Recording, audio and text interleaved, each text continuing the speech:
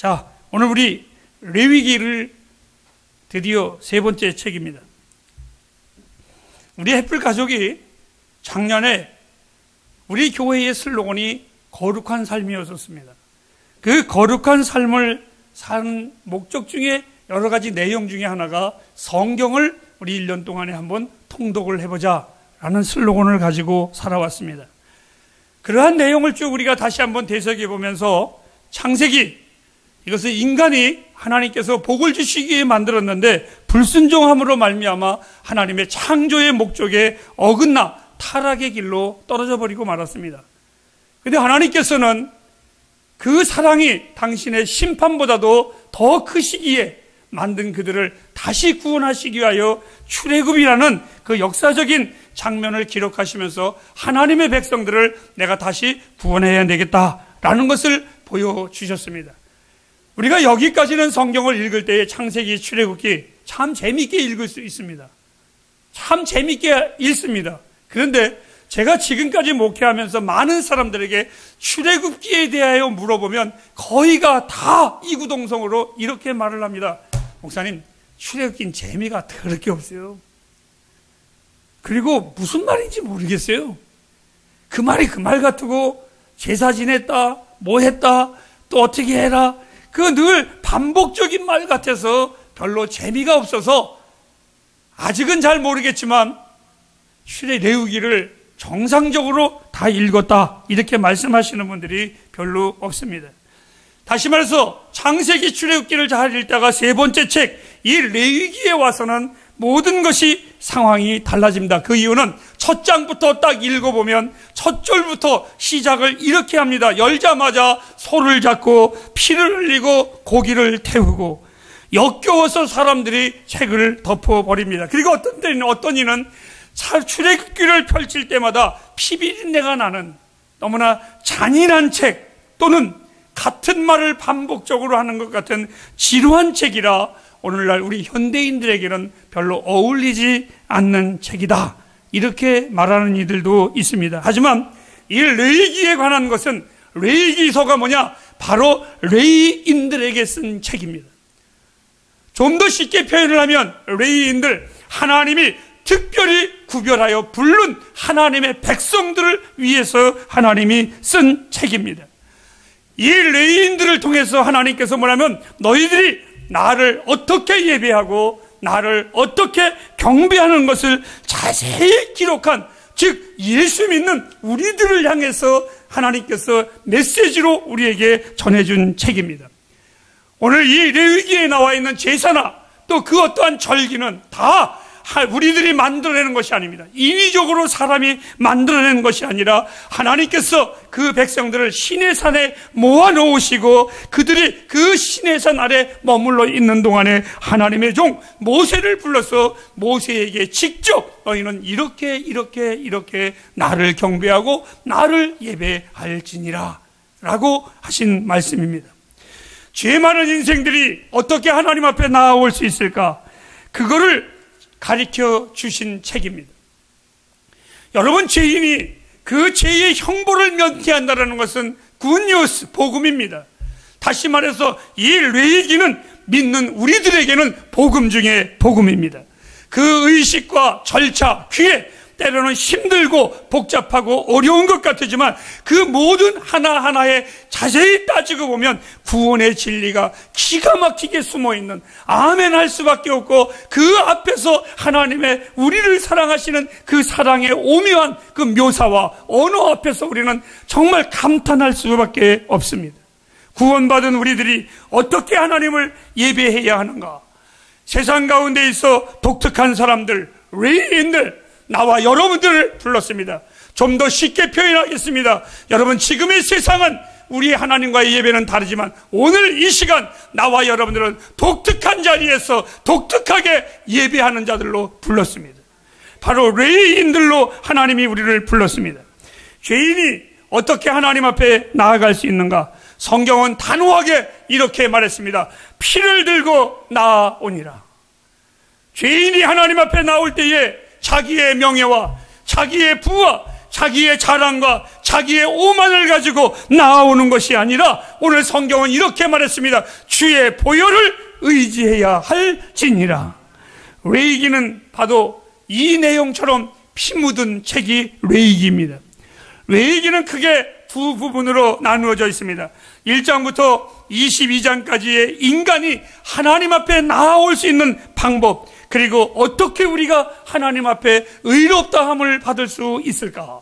그리고 두 번째는 23장부터 끝장 27장까지에 이르면 인간이 하나님과 동행하는 방법, 그 피로 말미암아 구원받은 우리들이 나의 인생의 삶, 하루하루의 삶을 그 거룩하신 하나님과 어떻게 살아가는 것인가, 그 방법을 우리에게 가르쳐 주고 기록해 놓은 삶의 아주 소중한 책.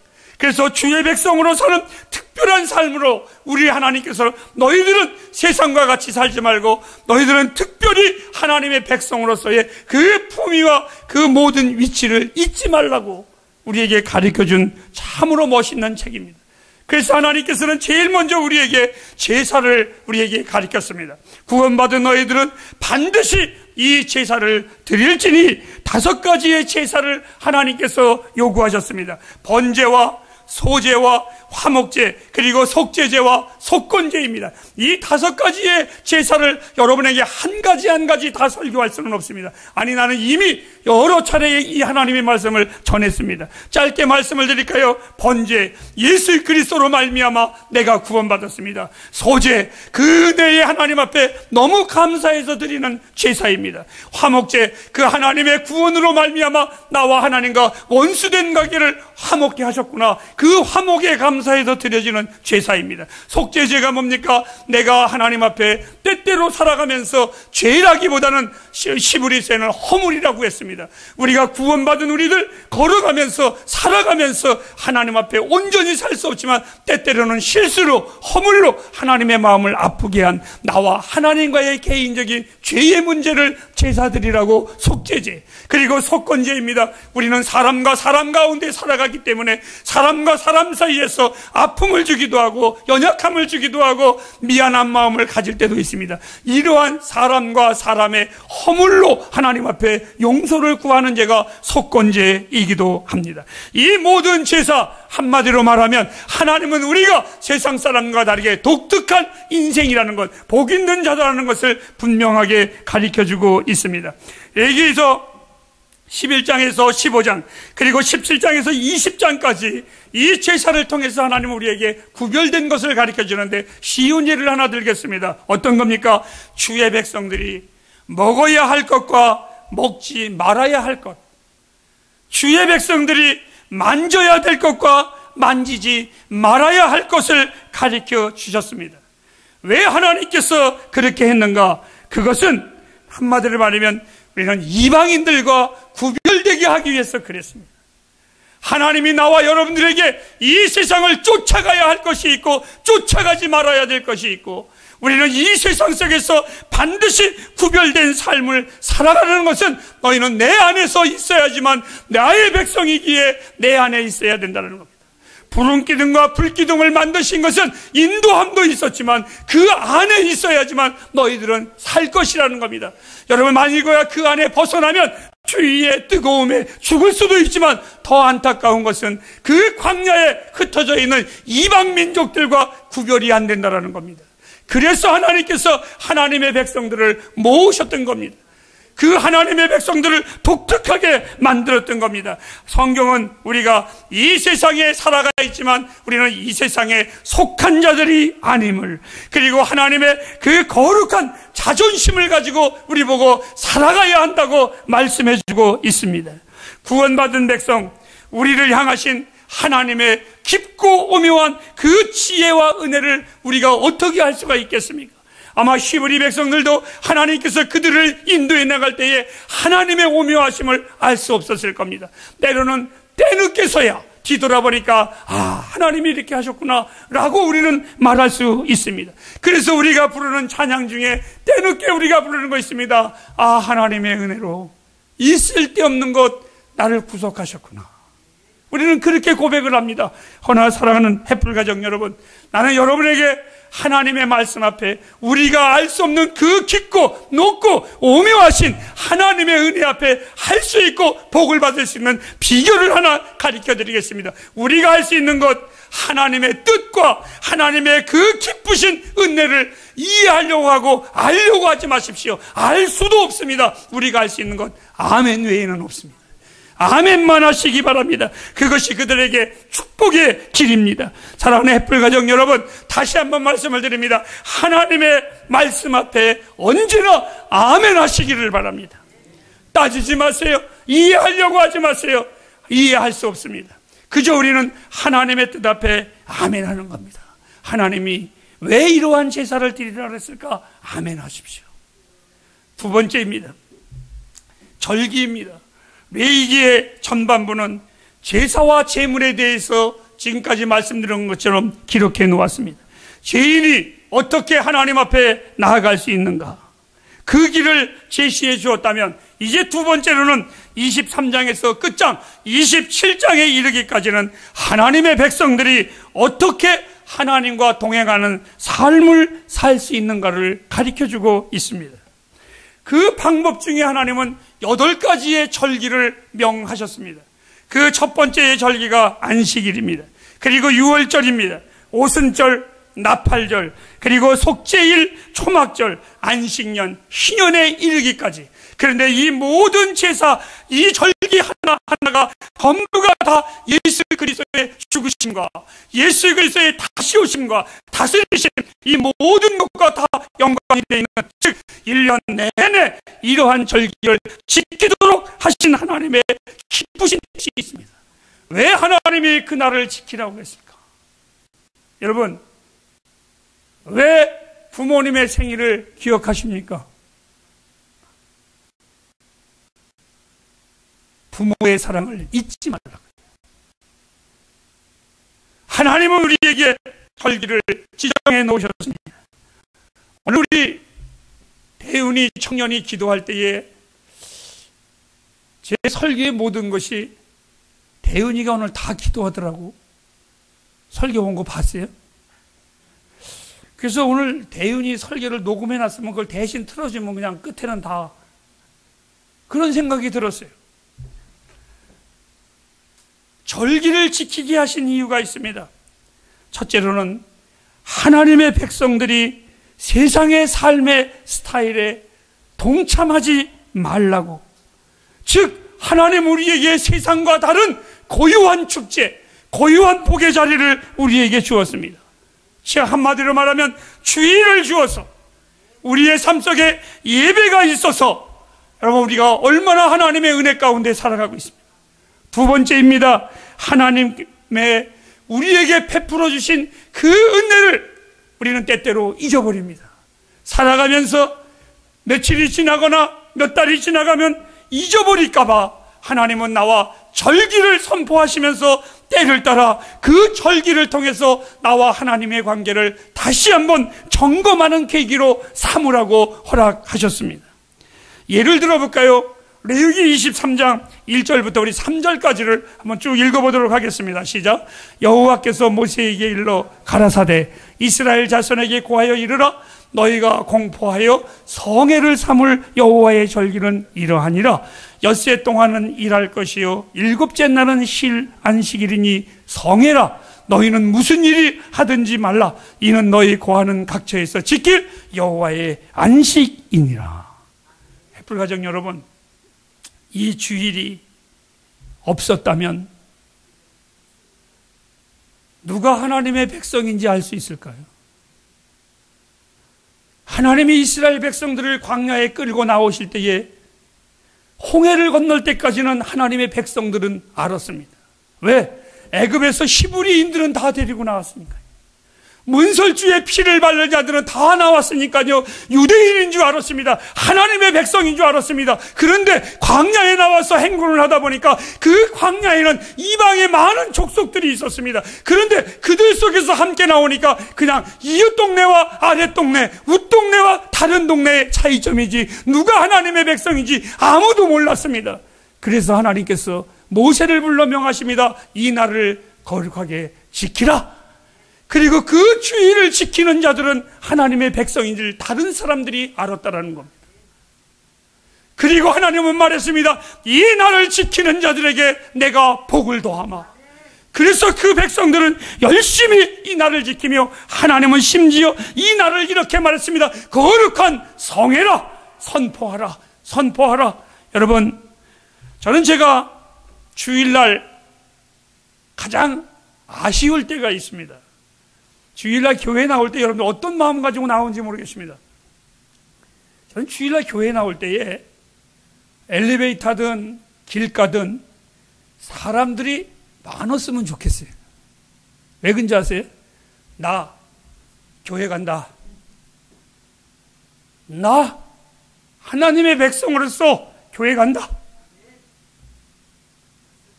너희들이 나를 쳐다볼 때 저 사람은 주일날 양복 입고 어디 가나 궁금해 하겠지만, 여러분, 나는 그들의 시선에 의식을 많이 합니다. 나는 하나님의 사람으로 예배하러 간다고. 주일날은 나에게 자존심입니다. 주일날은 내가 하나님의 백성의 프라이드를 세우는 날입니다. 다른 날은 내가 하나님의 사람인지 그리스도인인지 사람들은 모를지라도 이 날은 내가 성경 제끼고 가방 들고 교회에 나올 때 이 사람들은 말할 겁니다. 아하. 그리고 사람들은 이렇게 말합니다. 아하, 목사님이셨군요. 네, 이 날은 나에게 자부하는 날입니다. 나의 정체성을 분명하게 세상 앞에 드러내는 날입니다. 만일 우리가 이 안식일을 지키지 않는다면 세상이 우리를 주의 백성으로 보겠습니까? 더 안타까운 것은 아마 여러분들 오늘 이 자리가 우리의 자리가 아니라면 여러분들은 하나님이 기뻐하는 자리에 있겠습니까? 아니면 어떤 자리에 있을 수 있겠습니까? 여러분, 어떤 마음으로 주일과 이 절기를 지키십니까? 저는 다시 한번 말씀을 드립니다. 나는 주의 백성의 프라이드를 가지고 이 날을 지킵니다. 여러분들이 안 지켜도 저는 지킬 겁니다. 여러분들이 다 떠나도 나는 하나님 앞에 서 있을 겁니다. 그리고 간혹 이런 고백을 합니다. 내가 광야에 홀로 서 있을지라도 나는 예배자로 있을 것이라. 다시 한번 머릿속에 상상하실까요? 나는 많은 절기 중에 나팔절이라는 것을 한번 생각해 보았습니다. 새해의 첫날 또는 새해 아침에 한 주의 시작에 하나님께서는 이스라엘의 제사장들을 불러놓고 성회를 선포하셨습니다. 광야에서 텐트에 다 머물러 있는 그들에게 선지자 제사장들이 먼저 일어나 나팔을 붑니다.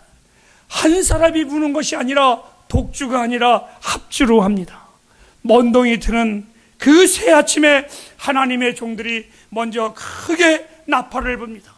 주의 장막 위에 은은히 퍼지는 아마 그 놀라운 찬양의 소리와 그 놀라운 나팔의 소리로 그 백성들을 깨우면서 이 날은 하나님의 날이니라, 이 날은 주의 날을 성회하는 그 성회를 선포하는 나팔이 은은히 퍼질 때에 그 소리를 듣고 모든 백성은 일어나 그 날을 지킬 것입니다. 저는 오늘도 우리 햇불의 예배 속에 찬양팀들이 이른 아침에 먼저 와 찬양을 부르며 준비합니다. 때로는 계단을 올라올 때에, 엘리베이터를 타고 올 때에 이곳에서 들려오는 그 찬양의 목소리가 내 마음을 흔들 때가 있습니다. 그럼에도 불구하고 나의 한 주간의 삶이 부족함에도 불구하고 하나님은 나를 감싸시고, 그리고 나의 입을 통해서 하나님을 나의 아버지라고 또다시 부를 수 있게 하시는 하나님, 그 소리에 내 마음은 이미 은혜의 물결 속에 잠겨져 있습니다. 우리는 우리의 모든 것을 통해서 주의 날을 선포하고 주의 백성임을 선포해야만 합니다. 때로는 악기가 아니라, 때로는 우리가 좀 부족할지라도, 내 안에 많은 것이 자랑할 것이 없을지라도, 여러분, 우리는 하나님을 예배하는 예배자로 서야만 합니다. 만일 악기가 그 음을 내지 못한다면 어찌 악기가 될 수 있겠습니까? 교회가 예배하지 않는다면 어찌 교회이겠습니까? 성도가 예배하지 않는다면 어떻게 하나님의 백성이라고 말할 수가 있겠습니까? 시편의 다윗은 그의 인생에 이렇게 고백을 합니다. 시편 150편에 그는 마지막에 처음부터 끝까지 시편 1편에 이렇게 시작을 합니다. 복 있는 사람은, 그리고 마지막 150편에 복 있는 사람이 누구인 줄 알고 계십니까? 여호와를 찬양하는 사람입니다. 다윗이 고백을 합니다. 모든 악기를 동원하여 여호와를 찬양하라. 그런데 그 악기를 다루지 못하는 용하나, 너는 손뼉을 치며 여호와를 찬양하라. 나는 박자 감각이 없어. 다윗이요, 다윗은 나에게 또 이렇게 말합니다. 그렇다면 내 호흡으로 찬양할지어다. 그리고 우리는 예배자들입니다.